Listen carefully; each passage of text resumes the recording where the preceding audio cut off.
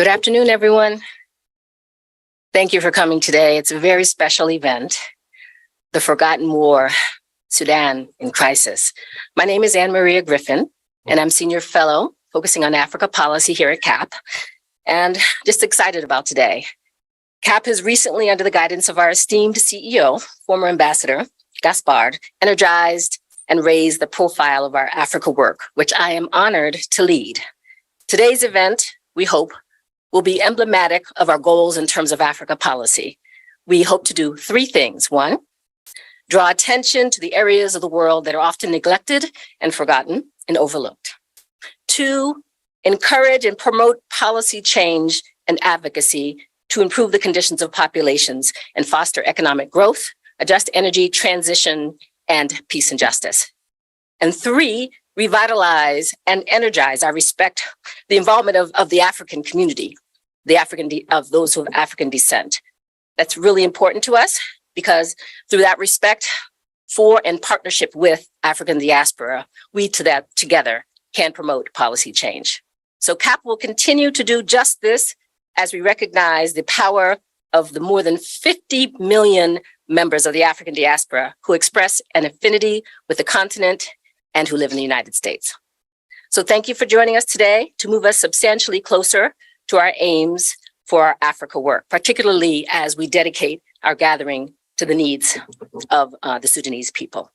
I personally don't feel comfortable with the title Forgotten War because as a part of the older generation who learned to speak truth to power back in the old days of Trans-Africa and the anti-apartheid movement, those days of struggle, I instead prefer to view these crises through the perspective of those who experience these realities firsthand. In this case, these experiences, as many of you saw from the New York Times article, and you'll hear from the panelists today, can never be forgotten. They can never be invisible. How can we talk about the crisis in Sudan as such, with narratives that indicate so many traumatic, jolting truths? An example is the statistics that show that Sudan is experiencing the largest population displacement in the world. So today's session is about how we can all contribute toward building the constituency that can address this crisis.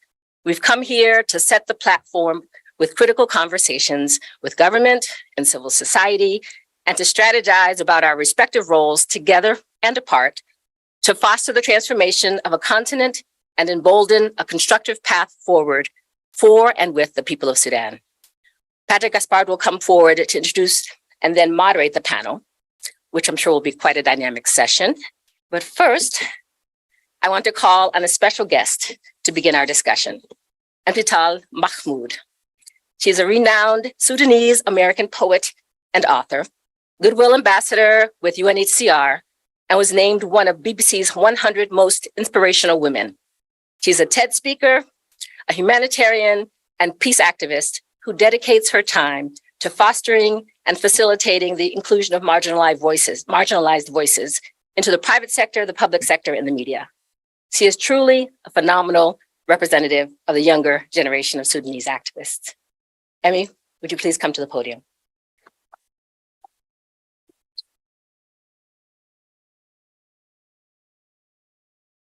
Hello, everyone. I'm going to dive right in. Hello. With a poem. Can you hear me? It's about where I'm from.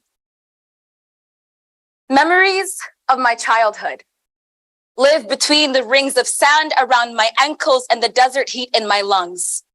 I still believe that nothing washes worry from tired skin better than the Nile and my grandma's hands. Every day I go to school with the weight of dead neighbors on my shoulders. The first time I saw bomb smoke, it didn't wind and billow like the heat from the kitchen hearth, but it forced itself on the Darfur sky, smothering the sun with tears that it stole from our bodies. The worst thing about genocide isn't the hunger, the murder, the politics, the government-paid soldiers that chase you across borders and into camps. It's the silence. For 3 months, they closed the schools down because people like us are an eyesore. So the first month we took it. The second we waited. The third month we met underneath the date palm trees. Every second our teachers gave us, turning fruit pits into fractions. On the last day they came with a message, put them in their place. We didn't stand a chance. Flesh was never meant to dance with silver bullets. So we prayed for the sun to come and melt daggers from our backs, lifted our voices up to God till the clouds were spent for weeping, in the sand beneath our toes echoed with the song of every soul that ever walked before us. I hid underneath the bed that day with 4 other people. 12 years later, and I can't help but wonder where my cousins hid when the soldiers torched the houses, to the bodies in the wells, so the weapons didn't get you, the poison would, and sometimes they didn't want to use bullets because it would cost them more than we did. But what does it matter? I've seen 16 ways to stop a heart when you build nations on someone's bones. What sense does it make to break them? In one day, while they choked on rifle smoke, my father washed the blood from his face. My uncles carried half the bodies to the hospital and the rest to the grave, and we watched. For every funeral we planned, there were 60. We couldn't have the sand in the Sahara taste a lot like powdered bone. And when the soldiers came, our blood on their ankles, I remember their laces, scarlet footprints on the floor. I remember waking to the sound of hushed voices in the night, etched with the kind of sorrow that turns even the loudest dreams to ash.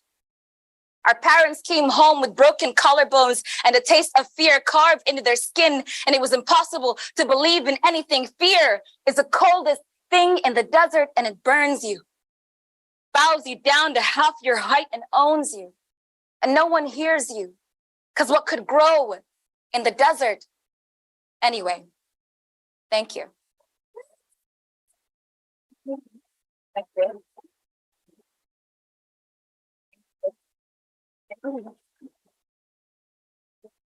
Thank you so much. Oh, sorry, I think you're finished. Thank you. That's so sweet. You're so sweet. Thank you so much. Thank you, everyone. Very flustered. Well, as you heard, my name is Ampital Mahmoud. I'm a Goodwill Ambassador for UNHCR, the UN Refugee Agency. I'm an Indigenous African former refugee from Sudan and Philadelphia. I'm a world champion poet and a scientist, but today I come to you as a humanitarian first and foremost. In the past year, I've lost 11 family members, 4 of them in the past several weeks. There's no words to describe this pain, but I'm not alone and I'm not unique.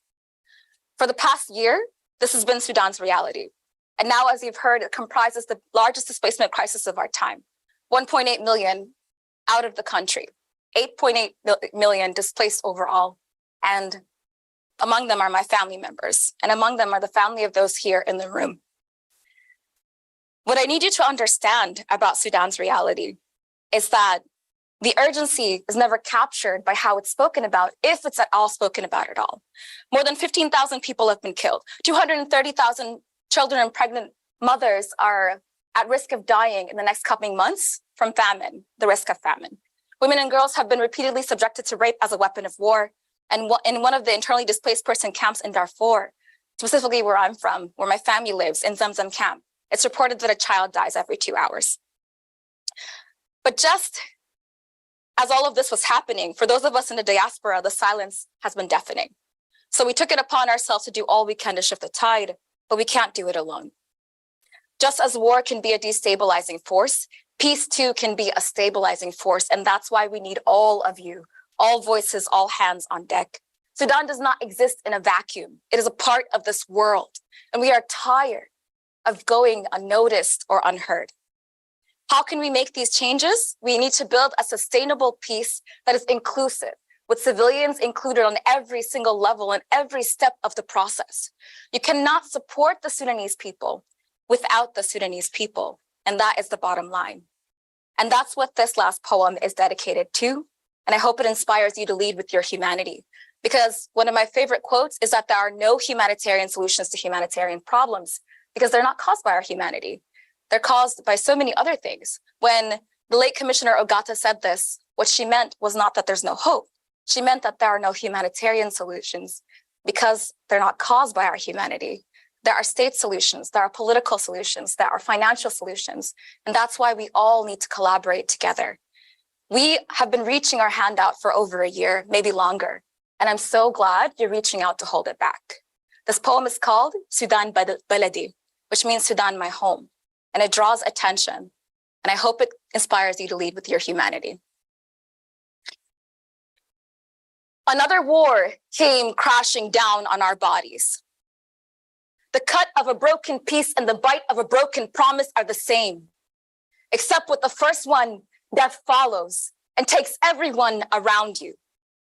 Back home, our skin is green because we're full of life.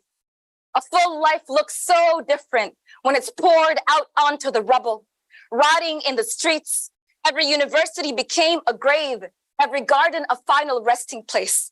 Our brothers and sisters fall faster than we can dig the holes.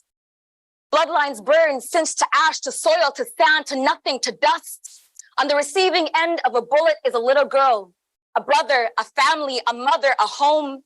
Airstrikes Zahoy, Dana, airstrikes Zahoy, Dana. Blood on the streets of Khartoum and Al-Ubaid. Blood in the wadis of Niyala and Ajnana. In the mountains of Al-Fashir, the pyramids of Marawi. Blood across the skies of our beautiful country, Sudan, Baladi. Who did this to you, my love? Who stripped you bare and turned all your children loose? The bodies fall, they don't stop, the killing starts, we don't run, hoping against hope that it's a mistake, that if we sit quiet and still enough, maybe it'll stop, that if our hearts beat loudly enough, they'll know that we're human, that we bleed the same blood, that we bleed the same blood. Who decides who lives or dies? My uncle Abdul Aziz walked home from prayer.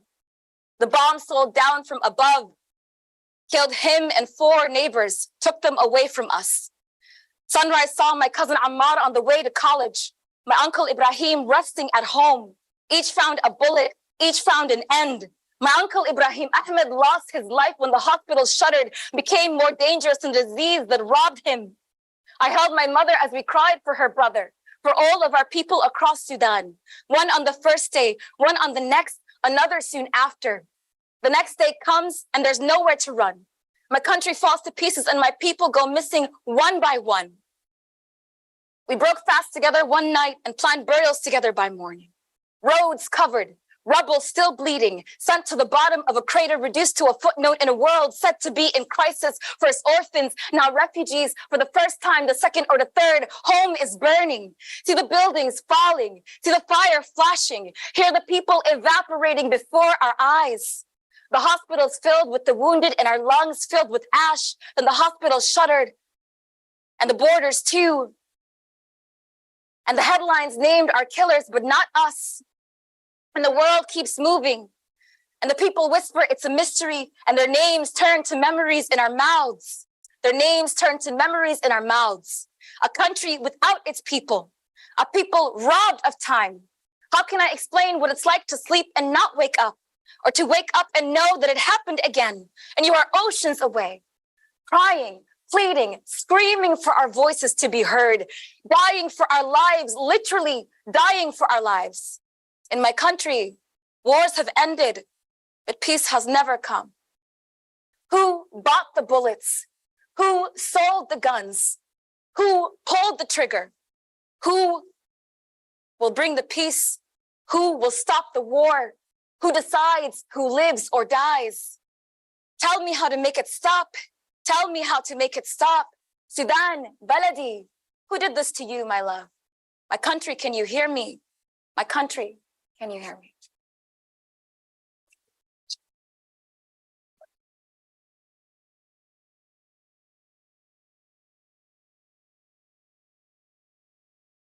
Can we get another round of applause for Emmy, please? You know,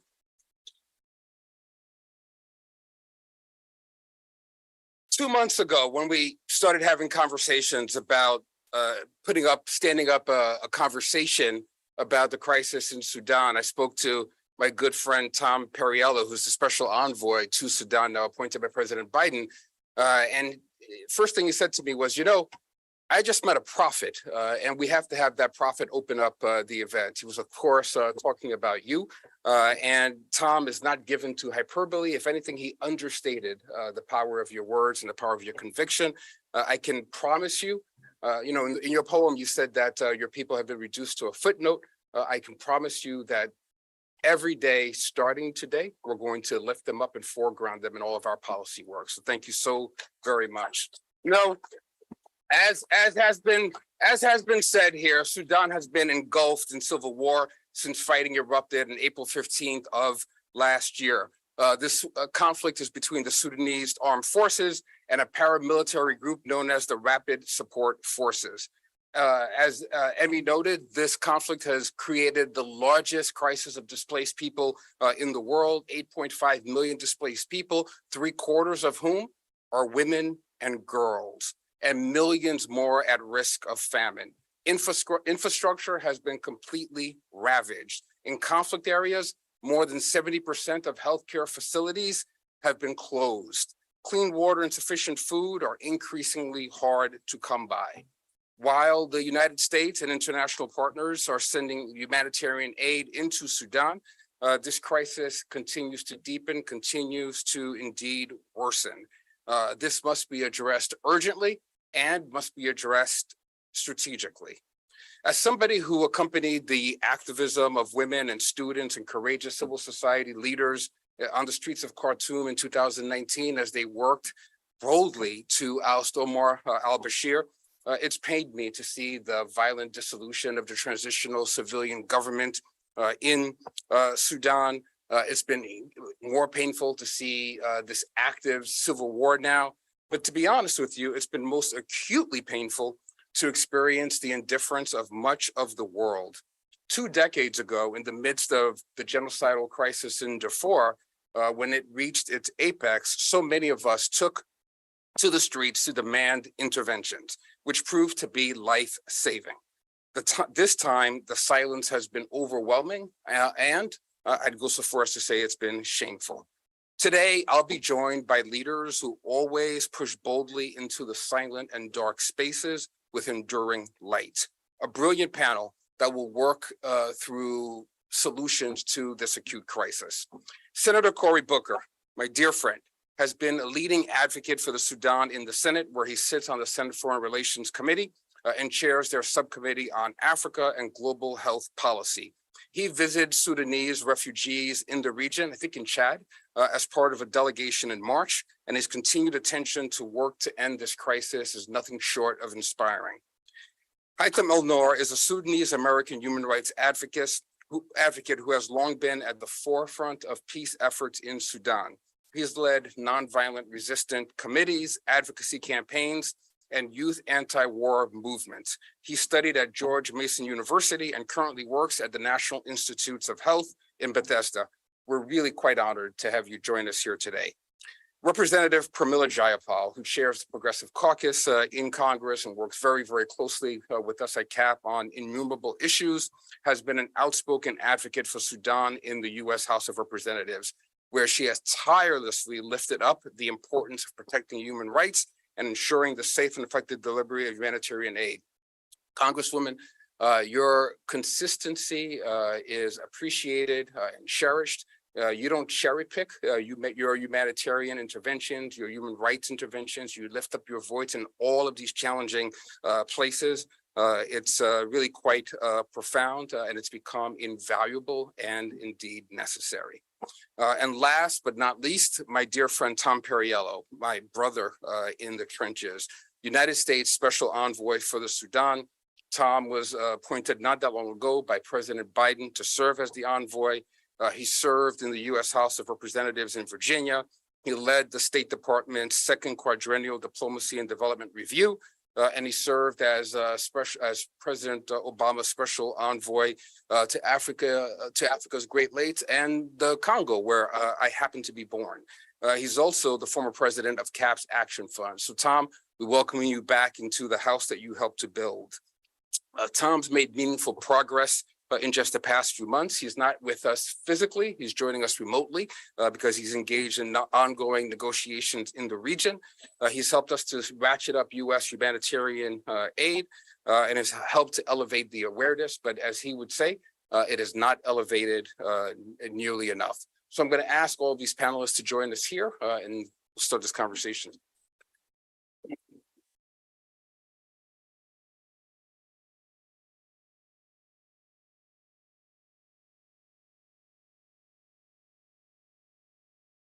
So there's so much ground to cover, but I think that we need to just start with the broad question for each of you.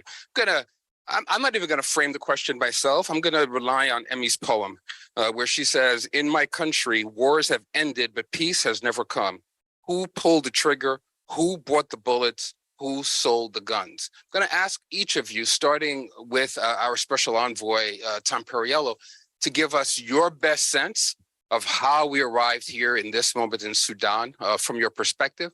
I will ask you not to begin to offer your solutions because we have plenty of time to do that, but let's ground the audience in person, audience remotely, the journalists who are dialing in, let's ground them in the parameters of what we're facing in Sudan. Tom, good to see you.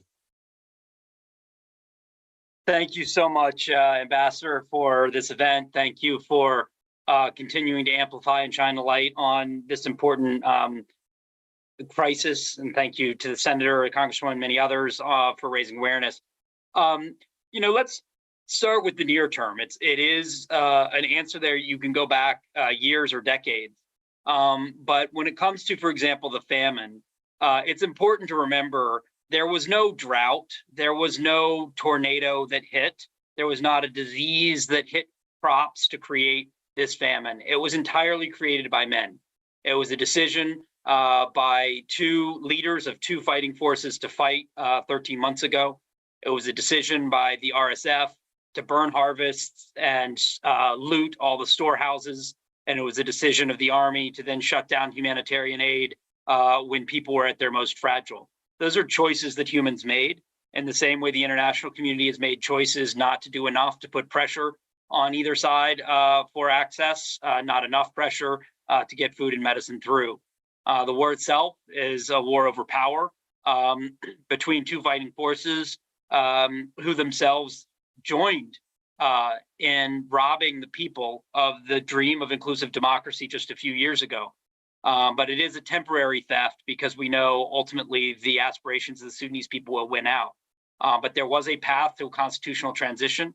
It was a path that was paved through the courage of young people and women demanding a better future.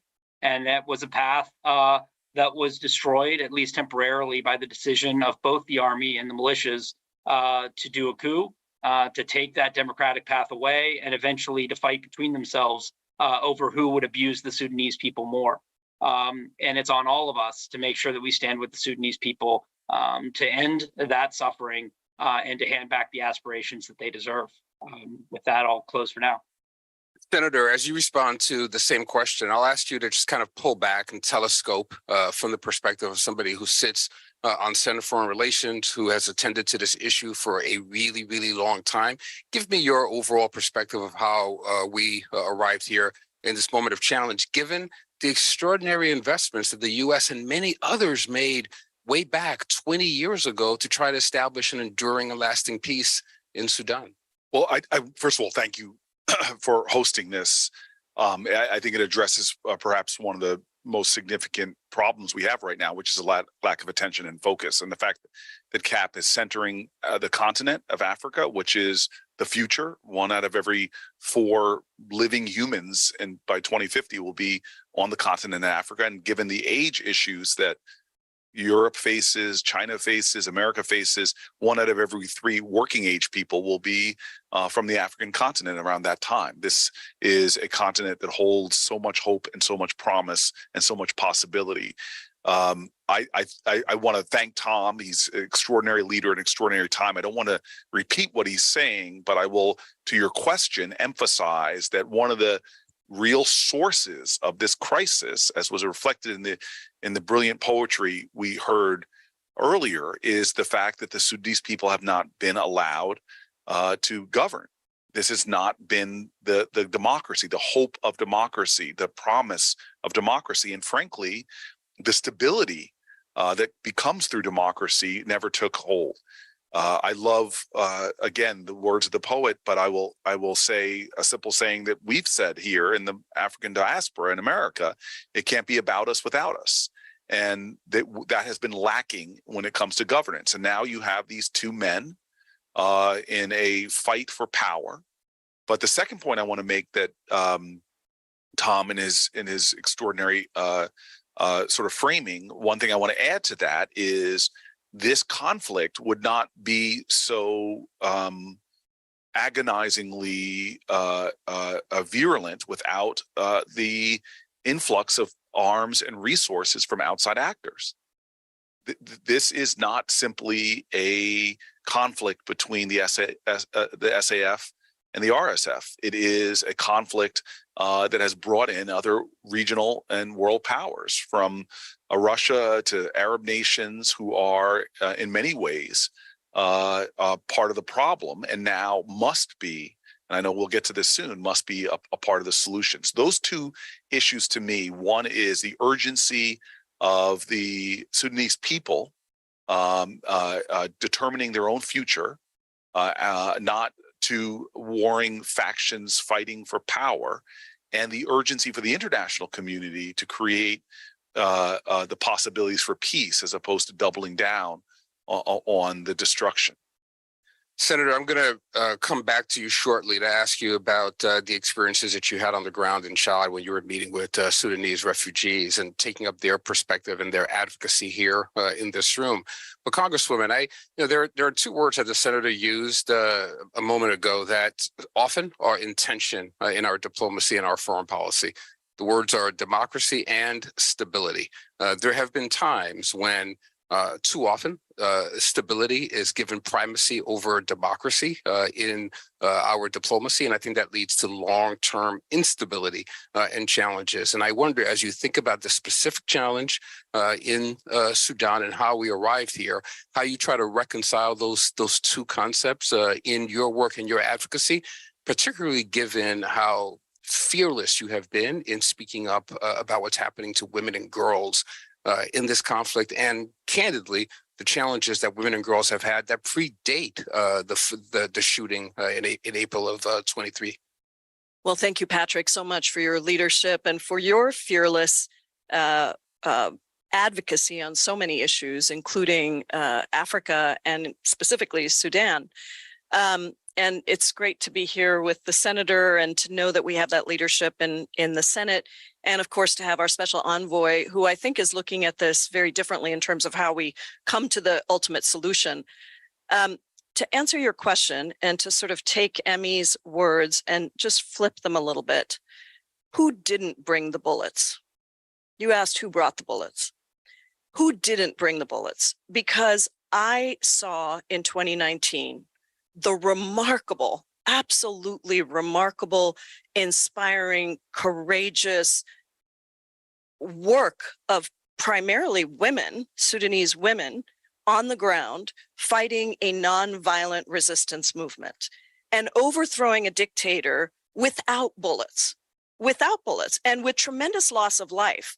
And I think we all watched that. I know I did, and was so deeply moved by the fact that there were a lot of bullets flying around. But in the end, it was the people who did not bring the bullets and who were sitting and refused to move and ultimately overthrew a dictator that provided the space for hope. And I was able to visit Sudan in January of 2020 with Congresswoman Karen Bass, who was the chair of the Africa subcommittee and a dear friend. She knew of my longtime interest in Sudan in particular. And to see and to meet with the people who were part of that nonviolent resistance movement and who were trying to show a different way of bringing about democracy and stability.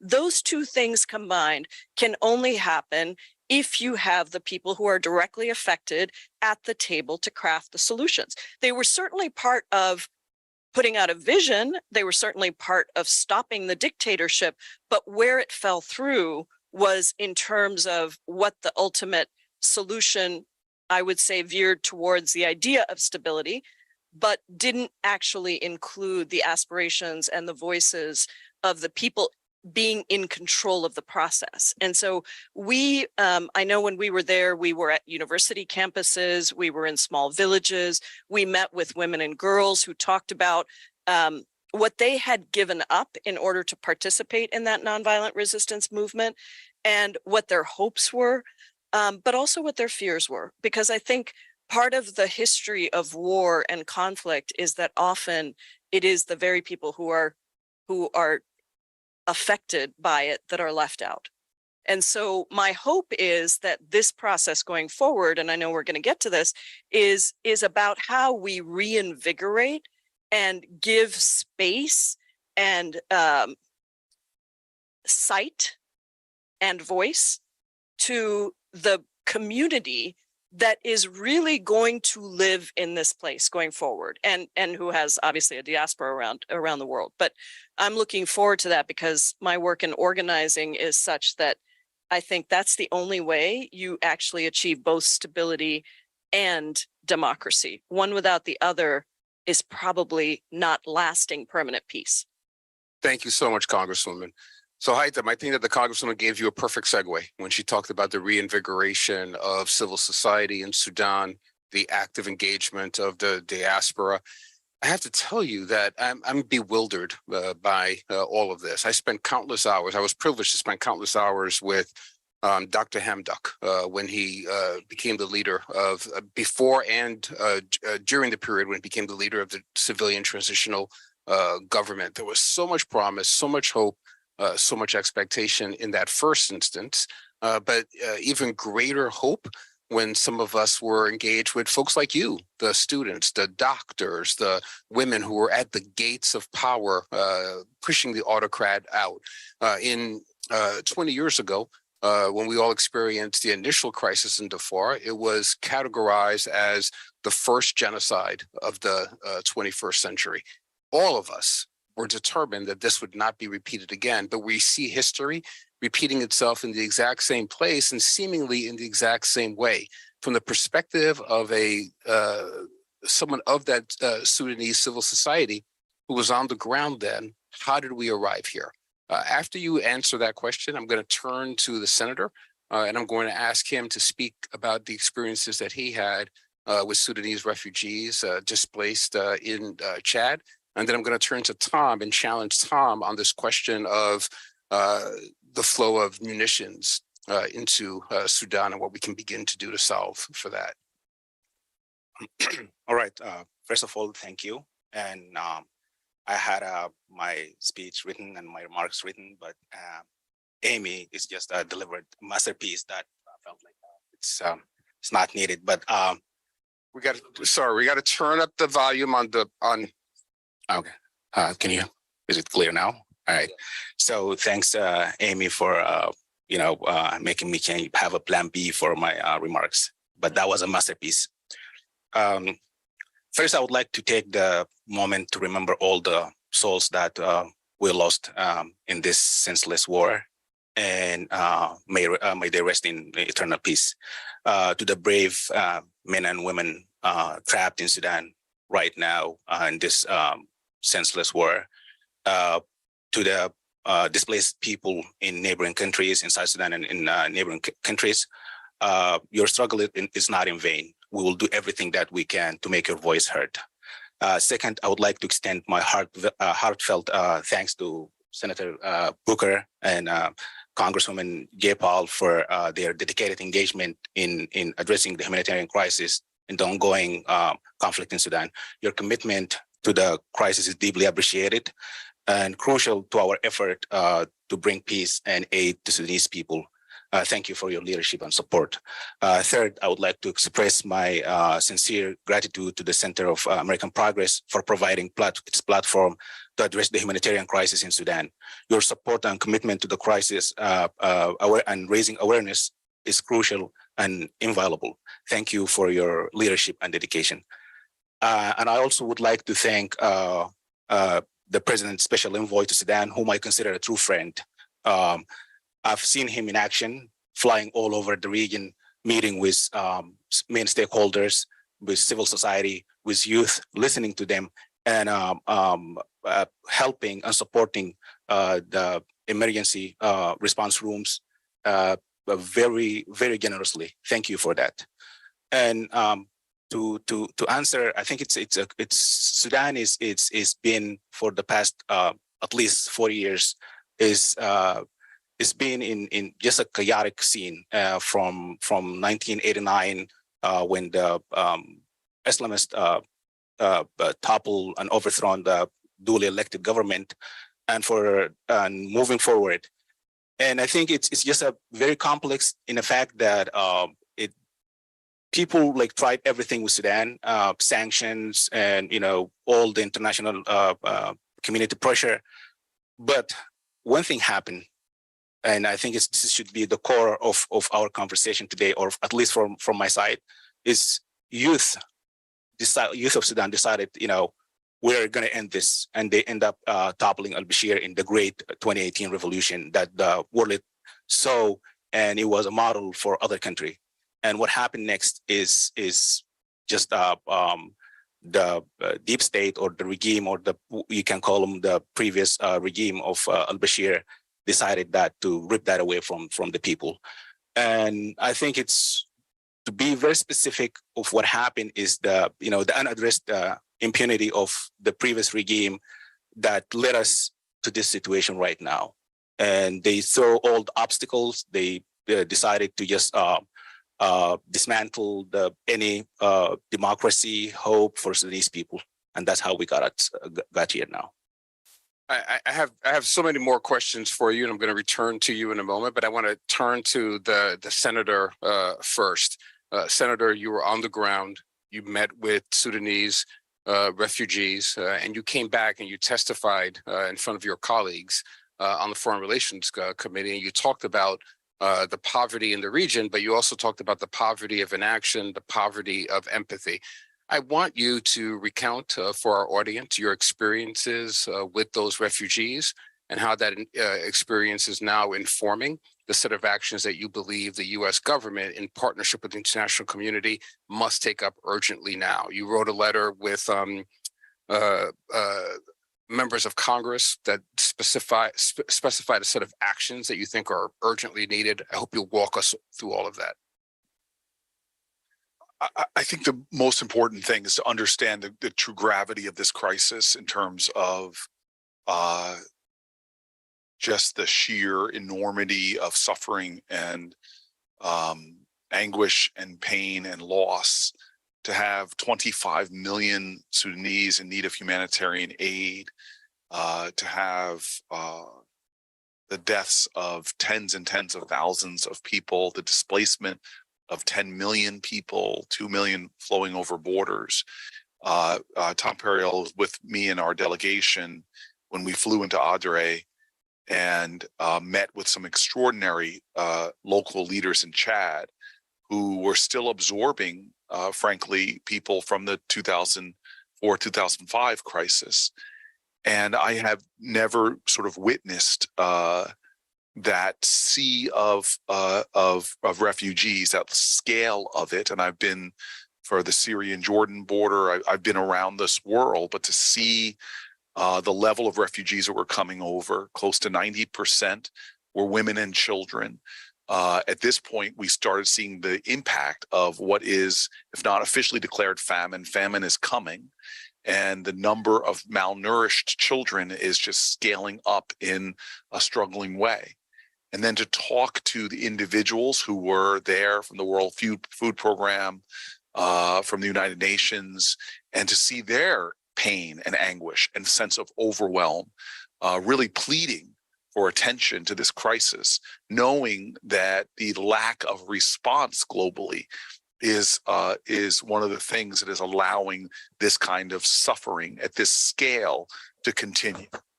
And for me, and I think the others that were with us, I think it just shook us to our core to see and hear firsthand from people there. I will never forget women and children in the camps bringing me pictures of murdered men, to hearing about the stories of sexual violence and sexual assault, seeing that there is not only a need for food and medical care, but the psychological, socio-emotional needs now with the trauma that people have endured. And so coming back to the United States, where while there was celebrities talking about the Darfur crisis 2 decades ago, while there was social media talking about it, while there was attention on the nightly news to the crisis, to come back to what is the very opposite of love. It's not hate, it is indifference. It is a sheer lack of empathy and compassion and urgency to deal with this. I'm more motivated than ever to try to get more people to understand the nature of this crisis, the gravity of it, the sheer enormity of human suffering.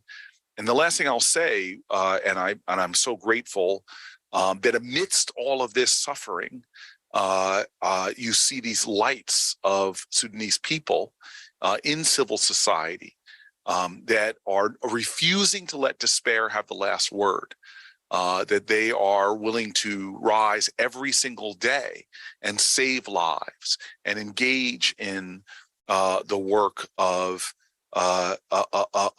not giving up on the very idea that this nightmare can end, and in the meantime, do everything they can to address the suffering.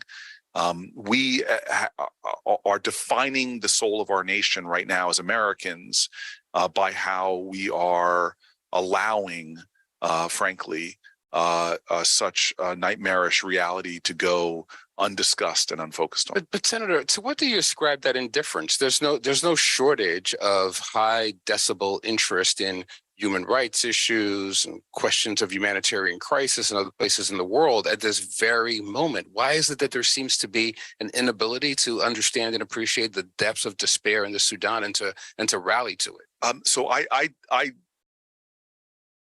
do not understand the psychology, the sort of collective psychology of our country right now, where we do have heart for the crisis in Gaza. We do have focus on the crisis in Ukraine. But somehow on our continent of Africa, crises in the DRC, crises in the Horn, and this crisis seem to go undiscussed and unnoticed, or get very little ink, if we can still say that, in terms of newspapers and major media. But that is not an excuse for us. And this is again where I began with CAP's willingness to focus on this, with extraordinary leaders that are doing the hard work. And I was very grateful that with all the things being discussed in the supplemental we just did, from Indochina and the crisis around Taiwan, from the Middle East to Europe, that we were able to, amidst it all, thanks to the leadership in the House and leadership in the Senate to keep a significant investment in humanitarian aid to the tune of $9 billion. The challenge right now is getting that money obligated and out the door. We had a Paris conference that, again, I know Tom was, again, heroic in getting $2 billion committed. But right now, to me, the slowness of even that. So I do believe that one of the things we all should be taking responsibility for is telling the stories, elevating the voices of the Sudanese people. But in order to sustain the attention, because even if the conflict stopped today, which it is not, and we should talk about what's necessary for that, the famine and the suffering and the struggle, and my concern, and the Congresswoman can speak to this, is it took so much to get this tranche of humanitarian aid done. But what about 25 and 26, when there'll still be a crisis? Will we have the collective will, which we won't unless there is collective pressure that comes from a nation that says this is unacceptable, and our humanity is wrapped up in the humanity and the suffering that is in Darfur. The definition of our character as a country will be reflected in what we do or don't do with the Sudanese people. You've platformed those questions expertly for us, and so I'm going to draw Tom back in with some specificity on the level of aid, the volume of aid that's needed. But I'm going to ask you first, Tom, to address the point that's been made several times about the flow of munitions into Sudan, where they're coming from, and what you and others are attempting to do about that flow. And then I do want to speak about the Paris gathering some weeks ago, which insufficiently addressed the level of crisis that exists in Sudan. I want you to give us a sense of perspective on just the level of investment that's needed from the American people and from the international community. So arms first, and then humanitarian aid, and then Congresswoman, I'm going to turn to you because I suspect that knowing Tom, he's going to speak to the imposition of sanctions and the need for more powerful sanctions. And I'm going to ask you to speak to the efficacy of our history of sanctions in the region and what the application needs to be going forward. Tom? Thank you. In a way, I think that the question about arms dovetails with the humanitarian issue. When the senator and I were in Chad, what brought this to light to me in terms of the level of indifference wasn't just seeing these clearly famished children come across the border with bone-thin arms and glazed over eyes.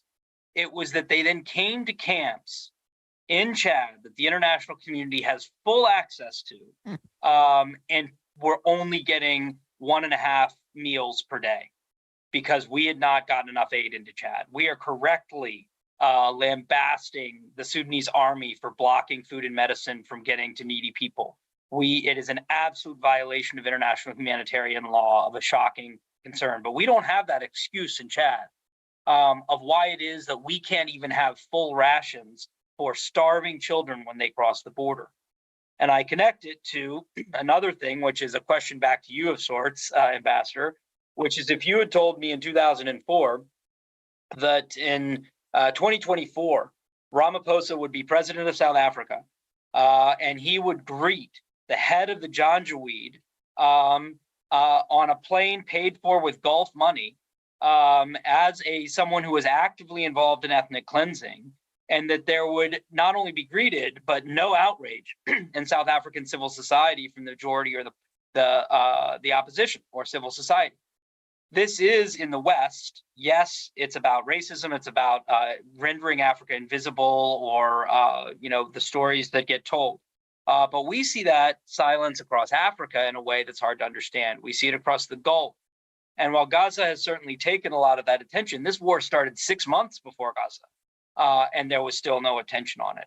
And the reason I connect that to the arms trade and the armed influx is we are seeing those weapons come in from all over, not equally. Clearly, the Emirati support to the RSF has been of a different scale than what we've seen.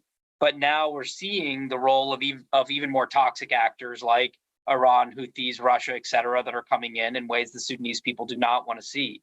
But to be honest, the United States is raising the costs of that through sanctions and other means, and I'm glad that we're doing that and we'll continue to ratchet it up. But it is an environment in which the costs, the global costs, the consumer-based costs and diplomatic costs on those actors inside and outside who fueled this crisis have been fairly small. And it's the same issue that we have when it's why are we not able to get 3 meals a day to kids who are crossing over, who've walked hundreds of miles amidst tremendous trauma and are not getting even those 3 square meals. Now, I do think Paris, we did help to turn the tide. I think, you know, the number one credit goes to Sudanese civil society for raising voices month in and month out. And for the emergency rooms and others, I hope we'll get to hear about this incredible, courageous work of young people to completely reimagine how we deliver humanitarian aid in a crisis, and all of these great stories. But the truth is that the lack of international engagement has meant the tools we would normally use against both the armed factions and their suppliers have been rendered less effective than they would normally be when they are landing in an environment of silence. I think there are many levels and reasons we can go into with this. I think some of it too is frankly generational. My generation, the idea of atrocity prevention, human rights, never again was a core animating principle. I think today the issue of anti-imperialism is a more dominant strain among activists for very understandable reasons in many ways. But it frankly means when the US is not the bad guy, there's a lot less interest around the world. And while I understand that historically, given many events of recent decades, I think it misses the degree to which nefarious actions are being advanced by many other actors around the world now. And the rendering a blind eye to that is something that I think is going to cost a lot of lives and a lot of values. And I think this does come back to some other aspects of the war, but I just wanted to say on the experience that we had there, there is one other thing about the experience in the camps that I think is important for us all to understand, which is this war was less ethnically motivated than some of the previous conflicts originally, but it has taken on an increasingly ethnic and racial component. Hate crimes are rising, targeting clearly the ethnic cleansing of Masalit was already a major issue. And I bring that back to one of the most urgent things now, and I'll close with this, which is there are about 1 million civilians stuck right now in Al-Fashir, and they are starving, and they are being starved by a siege by the RSF. But it's also true both sides need to allow humanitarian corridors. But given the slaughter of civilians escaping Jina in earlier parts, many feel like their choices are to stay and starve or to leave and risk ethnic cleansing and abuse. That is the choice that we have left the people in Al-Fashir with. Now, we are obviously working day and night to get solutions, including a ceasefire in Al-Fashir and humanitarian corridors, and many courageous Sudanese are leading those efforts, and we are working on them. But that's the degree that we have left people with choices in Darfur through the indifference and through these other frames. And with that, I'll send back. Tom, I'm going to the Congresswoman now on this question of sanctions that you briefly touched on, and I'm sure that the senator may have a word or two that he'd like to add to that. Then I'm going to ask you, Haitham, to really describe the efforts that Tom intimated that are being led by courageous young people in the country, civil society leaders in the country, to actually get humanitarian aid to ground in the Sudan right now in the midst of conflict. But Tom, before I leave you, can you just give our audience some specific understanding of the level of aid that's required now, what you were able to accomplish in Paris, and what the gap is and how we fill it? So first of all, credit for Paris goes to a lot of people, including our French colleagues. I don't necessarily say that often in front of you, Patrick, but again, it was the initiative of the Sudanese people. It was the anniversary. It was starting from a standpoint where the needs that had been identified for this year had only 4% had been met, not 4-0, but 4% of the need had been met before Paris. That was able to get up to about 50% of the pledge Obviously now, one, we have to make sure that those pledges become actual checks. You and I know that doesn't always happen. Two, we have to make sure that that food and medicine is getting to the places it needs to be, including continuing to work the access issues. And the supplemental passage was a major, major step for this. The U.S. has clearly led. We've spent over $1 billion since the war began on humanitarian aid. We also need to be reimagining aid.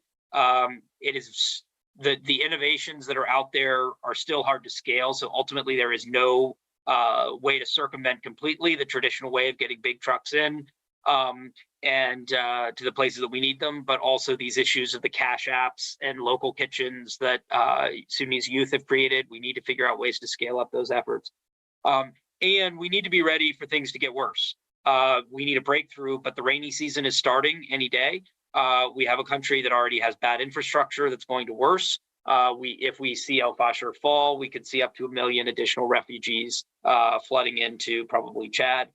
We have flooding in South Sudan. So this is a situation where people need to understand Paris was the start of scaling up. It cannot be we just did that, so we took care of Sudan. So we need to continue, as our USA colleagues and NGO colleagues are doing, and working with our local partners. But we are a long, long way from addressing the need. Thank you so much, Tom. Congresswoman, so some of us are old enough to remember when the U.S. imposed sanctions in Sudan in 1993, in 1997, in 2006. We just imposed targeted sanctions on the defense industries in Sudan. I'm wondering about the efficacy of all of this and what the appetite continues to be on Capitol Hill to maybe go a step further. Representative Jacobs, for instance, just introduced a bill calling for the withdrawal of arms support to the UAE until the UAE can make absolute claim to the U.S. that those weapons are not being transferred to warring parties in the Sudan. I wonder how you think about the efficacy of our sanctions and specifically about this bill from Representative Jacobs. I should also know that in addition to UAE, Egypt is also an actor in this, causing a tremendous amount of harm on the ground. Yeah, I'm a co-sponsor of that bill, and I believe it's really important to think about all of the tools that we have, because traditionally, often sanctions end up hurting the people at the bottom, but not the people at the top. And so we have to be really thoughtful about what leverage do we have. And the bill from Representative Jacobs says we will use our own leverage providing military assistance. So in other words, we won't provide military assistance to the UAE until they can show us clearly that they are not funding the RSF. And so I think this is one tool that we have. But I want to go back to something that the senator said, because I think this is really important. You know, it was very difficult for us to get $9 billion of humanitarian assistance out of Congress. And I think this goes back to the United States has never actually, our people have never necessarily seen the fate of the United States tied to the rest of the world. I grew up in other parts of the world. I've worked in refugee camps all across Asia and Africa. I've worked with immigrants and refugees from around the world. And it's always been a struggle to make the clear case of why the United States should be involved. And it gets harder if it's a Maslow's hierarchy of needs. It gets harder if people here are struggling, then it becomes a competition of where the resources go. And you've seen this in Congress over and over again, or even if you ask the average American, how much do we spend on international aid, they will say 20%. And often I'll start the question by saying, we will spend whatever you think we are spending, because I'd like them to say 20% so that I can get 20%, which never, of course, will never happen. So I think that there is a level of narrative and education that we need to do. Now, add to that the African subcontinent, which I just think has been, for reasons of race, for reasons of historic indifference, based on a number of different factors, has been ignored in numerous ways. And so Sudan, in a way, is, we're seeing all of it come together. And if we're going to make a difference, there are really three things in my mind that have to happen. Number one, on humanitarian assistance, we are too little and too late. Our systems do not allow for the kind of level of humanitarian assistance that we need in these crises, which is why the ERRs are so important, because that is coming from within. But there is work that we have to do to protect those ERRs. The young people who are within those ERRs need to be given the status of humanitarian workers, and we need to make sure that we are funneling as much aid as possible through those and getting rid of the bureaucratic obstacles that are standing in the way of getting there. Number two, we have to use all the tools to actually address the outside players that are really in Sudan right now as their playground for a number of their own purposes, but not for peace in the region. And that is the UAE, that is Egypt. These are actors that we have relationships with. They care about what the American people think. And there is a real power to, both in Congress using legislation and leverage and tools, whether it's some form of sanctions or whether it's some form of withholding of military assistance, but also number three, the voice of the people. You know, many of these countries do not want the American people to be protesting their countries. Their public image is very important to them. And I think it is important for us to think about public engagement in two ways. One, how do we really raise the information and the education about what's happening in Sudan? I think the vast majority of Americans, if you ask them, they wouldn't know where Sudan is. They wouldn't know how many people live there. They wouldn't know how many people are displaced. And a lot of the work that we have to do is, sadly, to educate people about what is happening. But also, there is a real ability to create a movement here for peace and justice, to connect this conflict to others, but also to elevate the call for outside actors to stay out and stop funding this war. I don't think it would continue this long without that funding. I know it wouldn't. But also then to engage the diaspora and the Sudanese people and Sudanese civil society in putting forward their vision and making sure that that holds in the peace talks that Tom is engaged with. So it's a big order, and I'm grateful to Cap for kicking this off. I will say that I'm working with a number of Sudanese activists, Sudanese American activists. Really how I got pulled into the Sudan issue was a dear friend of mine who's probably watching the live stream right now, who was the chair of the board of the Immigrant and Refugee Rights Organization that I started, who is from Sudan, who just managed to get his family, his parents, out of Sudan. They've lost their home.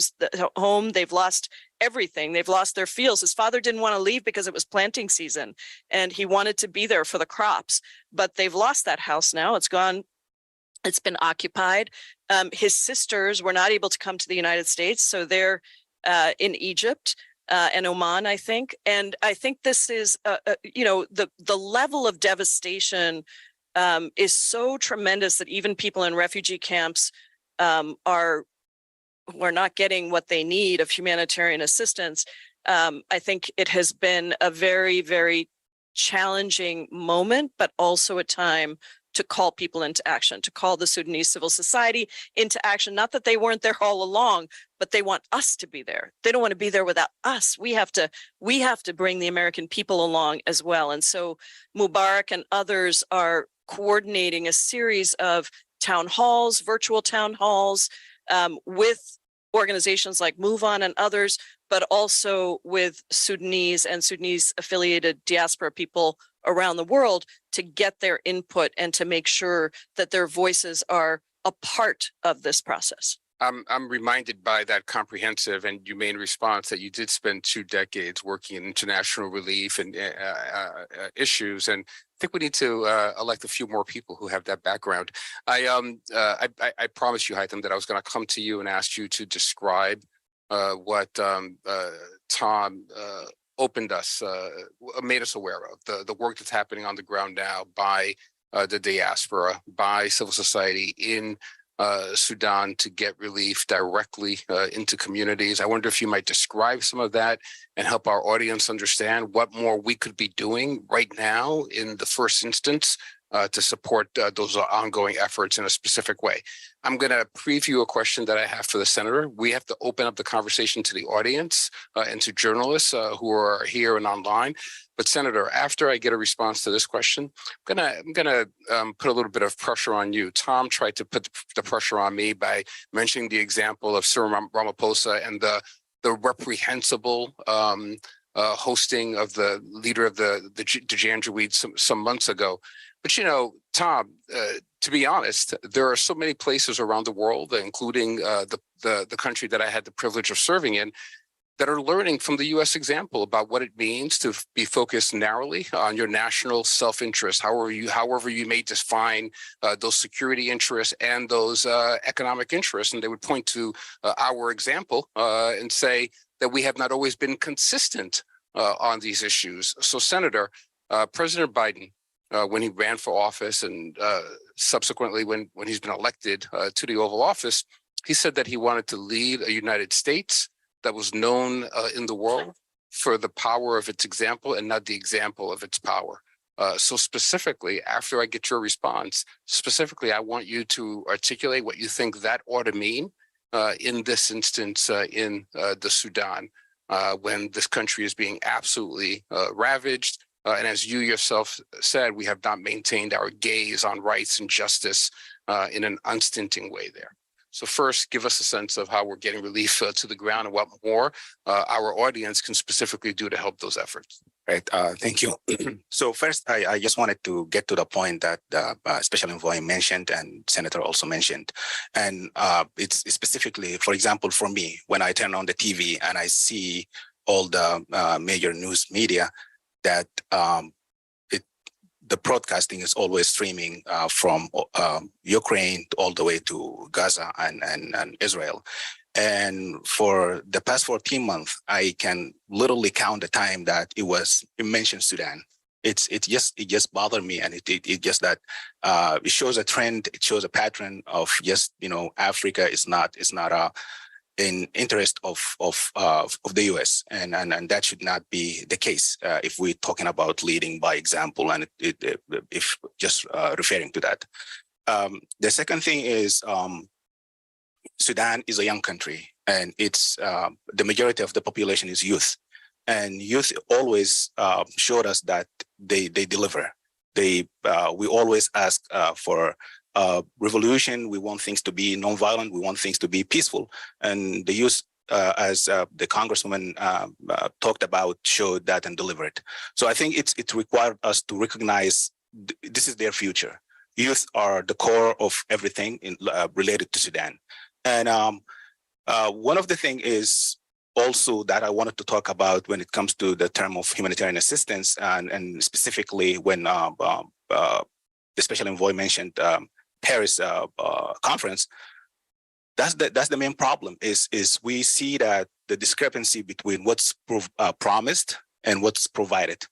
That we hear $2 billion, and now we don't see that on the ground. People on the ground, they don't see that. That's not the case. It's ERR are working under extremes. The lack of any government, any shape or form of institution, and they do that by being creative. They do that by through the experience that they gain from mobilization and organization through the past 5 years, toppling the al-Bashir regime. And I think it's past due to recognize them as the leading bodies to move Sudan forward for sustainable peace. And that's being said, I think it's worth. One of the problem also is just that we see the bureaucratic machines that need to exercise flexibility. We always see that a lot of what they ask is that sees that the flexibility. This is a war. This is not something that's scripted. It says like when something like this happens, you have to do this. You have to be creative. So the main thing is creativity. Creativity, it just gives the ERR and the leverage to do the work, to help people, to deliver aids, to evacuate people and everything in between. So basically is how we can empower youth, how we can support ERR in a way that they can do the work that the whole world now is just hand off and just looking at, the ERR. That's what they're doing. And then at the end of the day, claiming that, we're supporting ERR, which is true. I'm not trying to blame anybody, but it's just we need to scale up what's already, that's the modality that the ERR established. They already established modality. They already serve their community. They already know exactly how their community operate. And they earn the trust of their community from being always, they earn the trust, they earn the respect, because they always answer to their community. They always help their community. So it's the solutions come from the community. It's a bottom-up solution. And that's the common denominator, and the heart of that is youth, is ERR, and local initiative. Not to forget that there's a lot of other local initiative that's operating, but it's how can we scale up? How can we bridge the gap in the discrepancy between what's promised and what's delivered? So that's a terribly important point, and I think it ladders up perfectly to what I think will be included in the response from the senator. Senator, some of us have had experiences on the ground in too many places where you have a conflict like this, and the international community, the U.S., the UN, other actors come in and organize the peace between warring parties that leads, of course, to enshrining those warring parties into governance into the future, and excludes civil society and democratic actors on the ground. So if you think about my initial question to you about the power of our example and what may be possible here to stop the conflict, I want you, if you could, to kind of bring this notion in as well, about who we see as the legitimate negotiating partners that we're investing in for the future. Tom, Congresswoman, I'm sure that when we open this up, there'll be opportunities for you to weigh in with other solutions.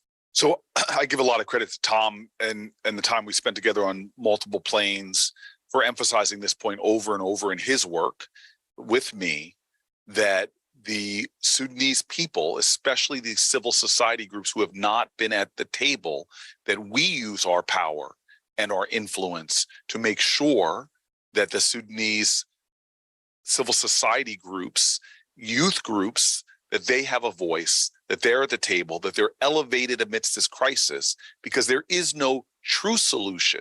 There may be a ceasefire or a stalemate, but the real solution, the real democratic solution, lies with the Sudanese people and making sure they're at the table, period.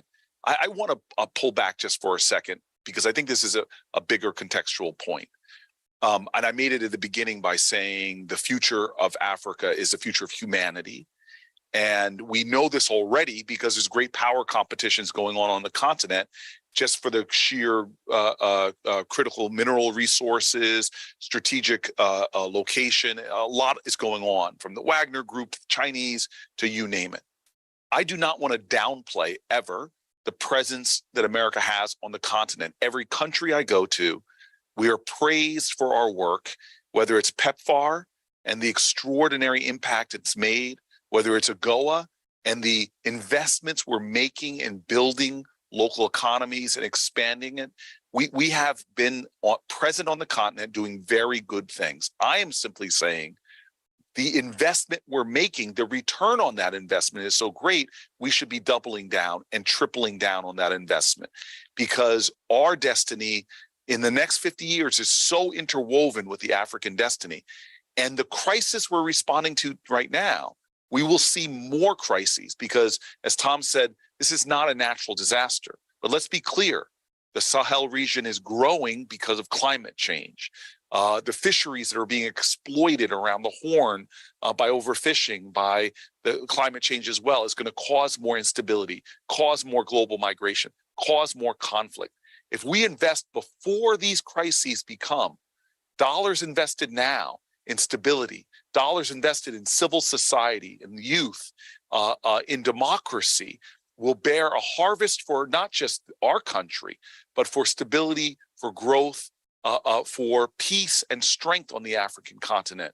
Because at the end of the day, when I talk to African leaders and African civil society, they don't want to deal with the Wagner Group. They don't want to deal with the Chinese. They believe in our values. We have a shared sense of values and morals.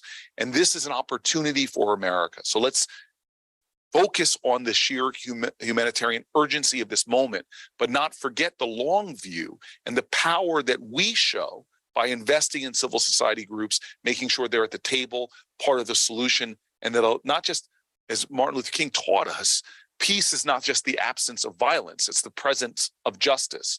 And that's why we have to invest in the justice of making sure that the Sudanese people are actually leading in a democratic fashion. Senator, I knew that I could count on you to close out the first portion of this with some moral clarity and spiritual ballast, and you did exactly that. So I want to open this up for questions. I think that we're starting with an online question from a journalist first. Is that right, William? Yes, I believe we're going to start with a question from Reuters, Allison. From Reuters? Yeah, we have a question from Nafisa El Tahir from Reuters. Two questions, actually. The first is that last week, the Sudanese Armed Forces said it had an agreement pending for a Russian fuel station in the Red Sea. Is this ringing any alarm bells in Washington, and will there be any new steps taken in response? The second question is about UAE support. To what extent does the U.S. believe the UAE is directly behind the attack on al-Fashir, whether in terms of material support or strategy? Our special envoy, I don't know if you want to take the first question and maybe invite the senator and congresswoman into the second question. Sure. I also need to apologize. I was just informed that I'm still visible even when I'm not talking. So I've been eating an apple and some other distracting things, not realizing. You're allowed to eat between your frenetic negotiations, Tom. So I am sorry. The answer to the first question is yes. I think on the one hand, we've seen this movie many times before of flirtations between Russia and the army in Sudan. On the other hand, these are not normal times. So the question of whether this is more like previous dalliances or headed towards a more serious commitment. We've had some of the hardliners within SAF, some of those that are most, I think, hated by the Sudanese people, kind of chest thumping about Russia as well. So it is something that speaks to this. I also think, honestly, it speaks to why it is that the army needs to understand the strategic value of going to negotiations. I think its options, frankly, are getting worse for military solutions to the conflict. I think almost every credible actor has looked at this and said that there is not a path to a military solution. And we really need them to be engaging in a serious way in the negotiations that can end this war. And I believe there is a path to peace. And I don't even think it's that long of a path, but it does require the political will from those actors. So I think that issue is something that is likely to further destabilize the region. And therefore, I think is something that's not landing well with even some of the governments that have been relatively supportive of SAF and the army. But again, what we see right now more generally, and several people spoke to this, is that Sudan right now is extremely fragile. And that means that there's a growing number of actors who want to take advantage of the suffering of the Sudanese people to try to advance their own interests. And I think that's something the Sudanese people will look very poorly on right now and in the future. And I think it goes to why we need the urgency of finding a peace, first and foremost, because of the humanitarian suffering that is only getting worse as we head into the rainy season, but also because the number of bad actors that could be coming into this and taking advantage of the Sudanese people is only increasing. So I can speak to the second, but why don't we go to the senator and congresswoman on that? And I will just say something that we don't often have, which is while this happens to be two Democrats, two wonderful Democrats in this, Sudan is an issue that has enjoyed extremely strong bipartisan support in both the House and the Senate. You've certainly seen Senator Risch and Chairman James and others be great allies in this, including holding the administration's feet to the fire, but most importantly, in shining that light on Sudan. And so I do think that's something that relates to the second answer, which is that there has been bipartisan concern raised about the Emirati role as well as other foreign actors. And they do have certain tools beyond the administration's tools to raise the costs of those interventions. And I think that's been noticed very much across the region. So with that, I'll throw back to you and try not to eat my apple. Like with the apple, I think he got to the core of the matter. That was so corny, man. I'm sorry. I hope you found that appealing. You can go ahead and go to the next question. Yeah. Good deal.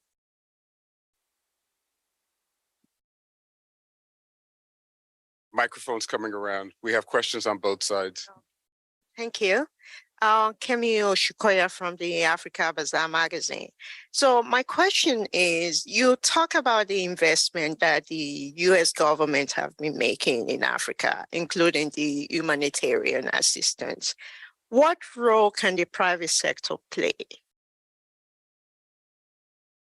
What role can the private sector play in bringing peace, stability, and economic empowerment? Because I think that's a key issue here that we're not talking about. And we've seen what Ambassador Meg Whitman have done in Kenya. I know Kenya is now in crisis, but the power of the private sector, like companies like IBM and other multinational company, what they can do in Africa. If you can talk about that, thank you. Let's take up that question. And as we take this question, I want to remind everybody that right now, 90% of the gold being produced in Sudan is basically being fleeced and exploited to the benefit of both warring parties. I mean, I'll jump right in, just give some quick numbers. We were Africa's #1 trading partner until about 2009. China's now passed us. They're now 4 times the amount of trade than the United States does. And again, they do it on their terms, which are very different than our terms. We have a tremendous opportunity that we should be promoting. I'm very proud that the Biden administration is trying to do more to celebrate and to activate American investment where we can have shared growth. I've been to the continent, was to the continent twice around March. And when I was in Kenya, I saw with my own eyes what American investment and partnership with Africans can create. We saw one company that focused on a DEET replacement. DEET is this toxic chemical we all spray on ourselves. Well, they found a flower in Kenya native to the community that has a better agricultural cycle than a lot of the agricultural foods. Their company, just by working on a process to turn this into repellent, mosquito repellent, was able to source hundreds and hundreds of farmers. I saw before and after pictures of these farmers going from subsistence farming to thriving, increasing their net worth dramatically, and really created wealth for a whole region in Kenya. It's an extraordinary example of one company transforming the destinies and creating wealth and value. These are the kind of things that we can be doing. I've sat with embassy officials and State Department officials with programs we're doing to support indigenous African entrepreneurs. I can go on and on and on about this work that we're doing. My goal in partnership with great allies in the House is to celebrate and bring attention to the success stories we have, but use that as a leverage to increase dramatically that kind of investment so that we can start upping our power, because trade and investment, that is the real stability that comes that is offered to African nations. Now, I'll give the example of Ireland, which had terrorist problems and challenges.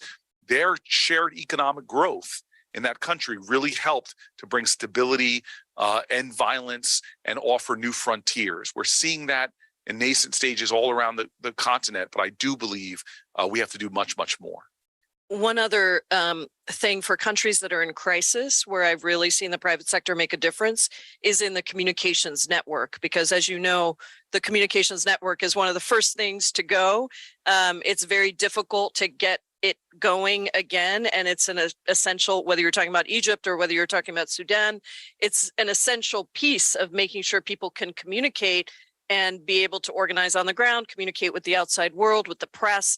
And so that is one area where I think I know I'm from the state of Washington. So I have a lot of tech engineers in my in my district and in my state. And the friend that I mentioned actually worked at Microsoft for 20 years. And so I do think that there are some crisis moment private sector assistance. It's less in the name of investment and trade per se, because we're in this moment of crisis, but real ways that that the private sector can help to establish those very essential communications networks. And can I just say one more point, because it was made to me by a lot of the Kenyan officials who were just here at the state dinner, which is just America should use its power also to get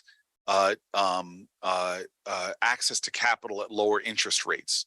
One of the problems we see in a lot of African countries is just getting deep into debt because the interest rates they pay are so dramatically higher than a lot of Western nations, and for unfair reasons. So in the capital markets, our country has to do a lot more in advocacy and fighting for African countries who are trying to do a lot of their own infrastructure investment, their own capital investment in domestic industries. I'm not going to let you get two for the price of one because we have many hands up and not much time. So sorry. I'm going to let you when we get the next question. Thank you, Mr. Special Envoy. Talking to Sudanese people, looking at the Sudanese people, by majority, they are hoping every day and night for this war to get stopped, and the hope is Jeddah talked, and we know that you have been lately working hardly to get the two parties to go to Jeddah. Really, these people are looking for any update on Jeddah talk. Have you extended invitation to the two parties? Have you listened from them? Is there any hope that Jeddah talk is going to be happen very soon? If you can give some information about that, that will be appreciated.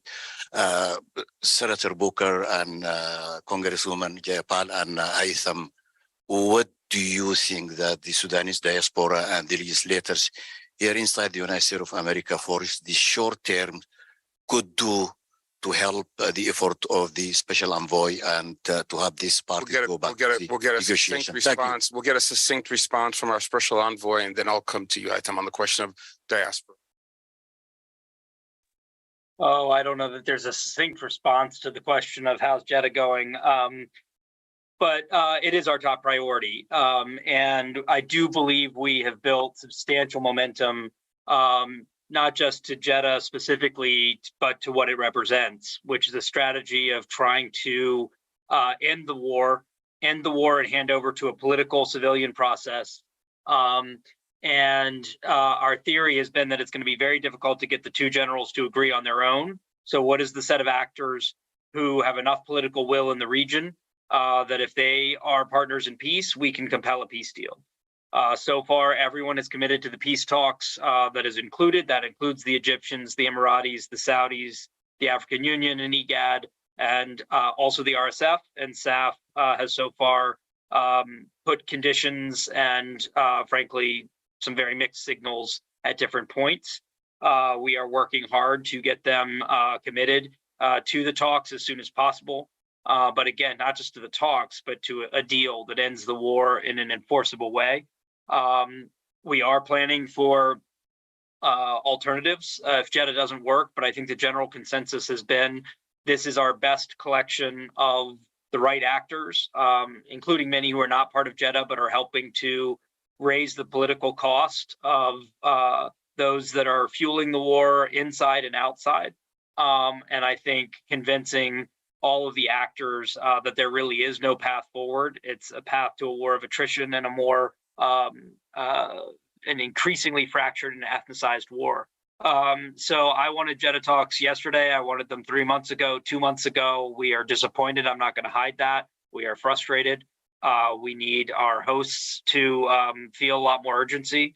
I will say, and not just because I happen to be in Cairo right now, the Egyptians have actually been incredibly constructive in wanting peace and feeling the same sense of urgency. While they have publicly talked about their support for SAF, there's no mystery of that. They consider their commitment to be to peace and the Sudanese people. Obviously, they share a border, which I think gives them a greater sense of urgency.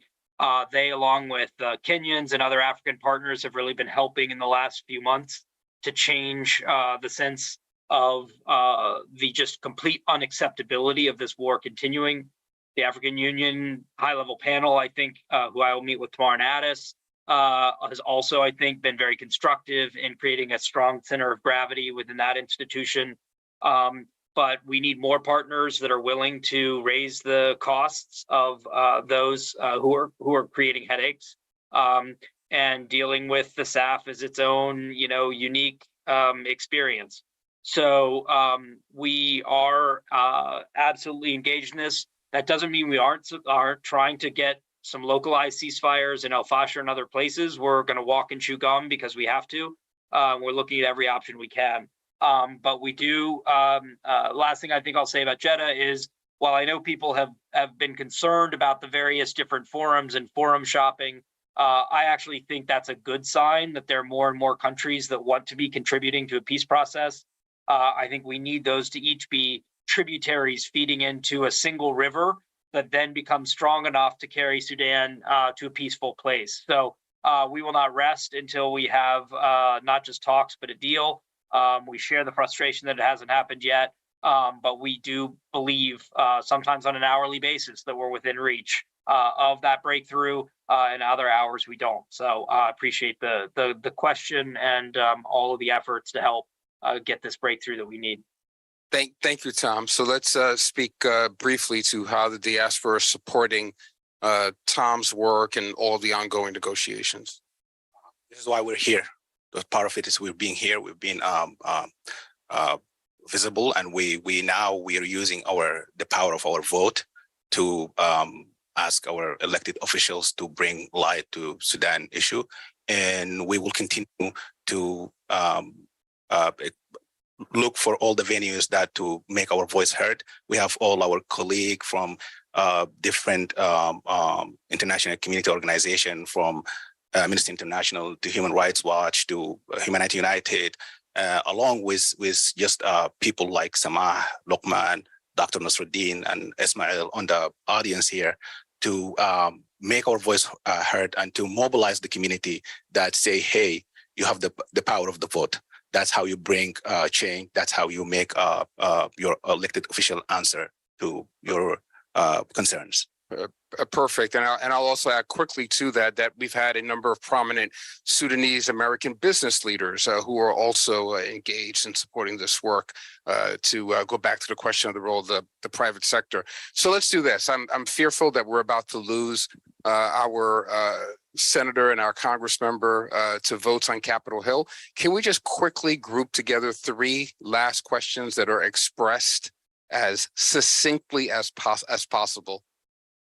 We're actually going to take our last question, if that's okay, from Mohammed Osman, who is going to join us online on camera. Just a second.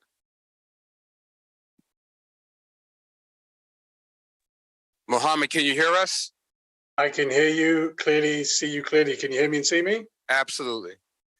Thanks very much, and thanks for the rich conversation and also the opportunity to address the final question to the panel. We've heard a lot about the 2 warring parties and regional partners and their specific interests. We've also heard about the necessity of elevating Sudanese civil society and civilian actors as the key stakeholders in building and sustaining peace. The old regime haven't gone away. What's the plan for engagement with them and making the cost of continued spoiling and conflict for them greater than a continuation of this conflict? Thanks. Yeah, that's a Special Envoy Beriello. Oh, I thought we were grouping 3 questions together. We're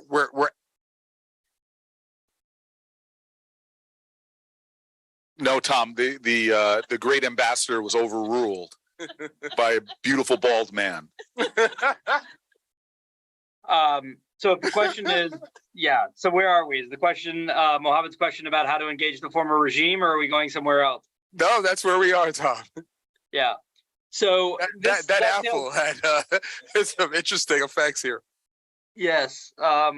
So this dovetails a bit with the question I was just reading online by Allah, which is that there's, when we talk about what caused the war, there's no shortage of underlying and pre-existing issues that are there, whether it's the racial and caste system, center versus peripheries, whether it's the failure to have a monopoly on violence/force of a single military.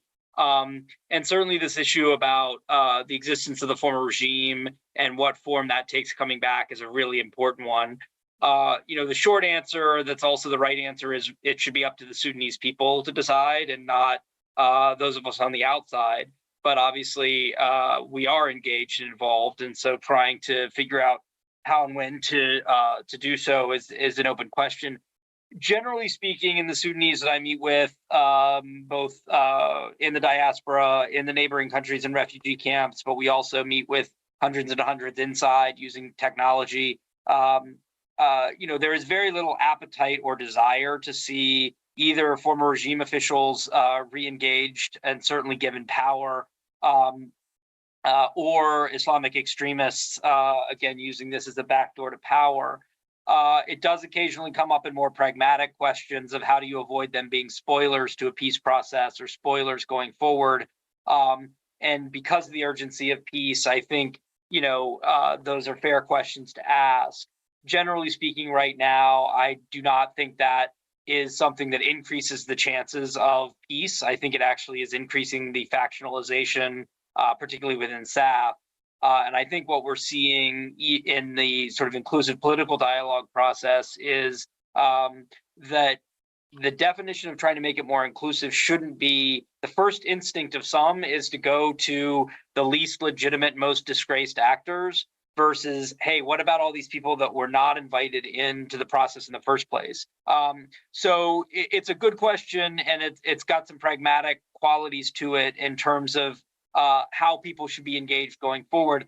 I also think there's a difference between handing certain people actual power in a power sharing arrangement versus a longer term question, should they be allowed in a political process going forward? So I think the first is the default that we've heard from the Sudanese people is not wanting to see a return, at least to power and influence of these actors. There's an awareness that to the extent we need to avoid spoilers to the process, there's some engagement.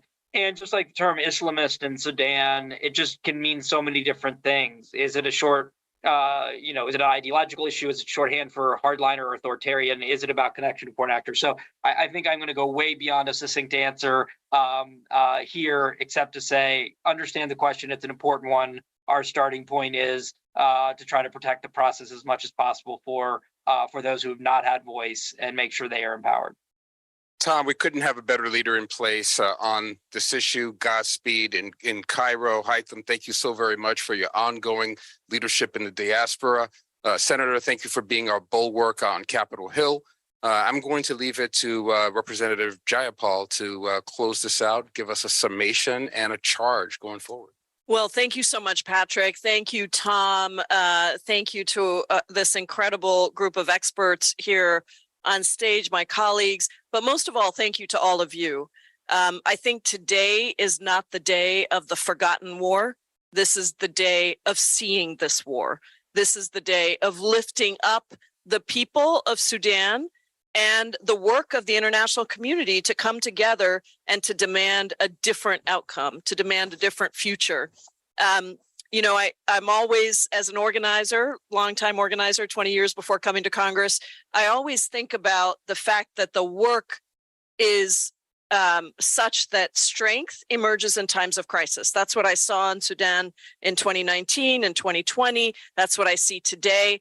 And as Dr. King said, the arc of the moral universe is long, but it bends towards justice. I always say it's your hands, our hands, that get put on that moral arc of the universe and bend it more quickly towards justice. So we will play with Senator Booker's incredible leadership in Congress. We will play the role that we can play in Congress to make sure that we are lifting up the need for humanitarian assistance, that we are lifting up the need to hold all the partners accountable, both within Sudan, but also outside, but also using our platforms to bring attention to this issue, and with our partners in civil society Sudanese civil society, I think that is really where the hope lies, with the young people, with the new models, with the creativity, with the inspiration that that we are seeing continuing to emerge in what is very, very difficult times, and always with the grace and the beauty of poetry. Thank you so much.